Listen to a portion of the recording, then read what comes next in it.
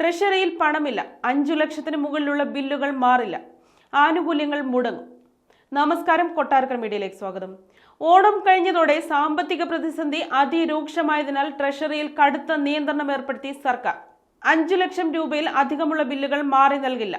നേരത്തെ 25 ലക്ഷമായിരുന്നു പരിധി. തദ്ദേശ സ്ഥാപനങ്ങളെയും കരാറുകാരെയും നിയന്ത്രണം ബാധിക്കും.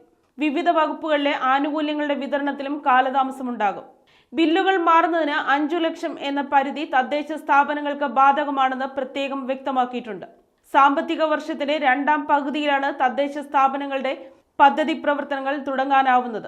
ഈ ഘട്ടത്തിൽ നിയന്ത്രണം വന്നാൽ പദ്ധതികൾ പലതും ഒഴിവാക്കേണ്ടി വരും.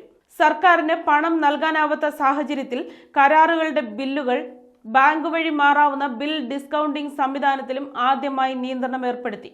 ബാങ്കിൽ നിന്ന് 90% തുക വരെയാണ് കിട്ടിയിരുന്നത്. ഇനി 5 ലക്ഷം രൂപ വരെ കിട്ടും. തദ്ദേശ സ്ഥാപനങ്ങളിലെ കരാറുകാർക്കും ഇത് ബാധകമാണ്. പണം പിന്നീട് സർക്കാർ ബാങ്കുകൾക്ക് നൽകണം. ഇതിന് പലിശ കരാറുകാർ തന്നെ നൽകണം. ട്രഷറിയിൽ വീണ്ടും പഴയ അവസ്ഥ. ബില്ലുകൾ മാറുന്നതിന് നേരത്തെ 5 ലക്ഷമായിരുന്നു പരിധി. ഈ വർഷം ജൂണിലാണ് അത് 25 ലക്ഷമാക്കി ഉയർത്തിയത്. സാമ്പത്തിക പ്രതിസന്ധി തുടരുന്നതിനാൽ വീണ്ടും പഴയ അവസ്ഥയിലേക്ക് മടങ്ങിയിരിക്കുകയാണ് ട്രഷറി. ഡിസംബർ വരെ ഇനി കടമെടുക്കാൻ ശേഷിക്കുന്നത് 1200 കോടി രൂപയാണ്. ഈ സാഹചര്യത്തിലാണ് കടുത്ത നിയന്ത്രണങ്ങൾ ഏർപ്പെടുത്തുന്നത്.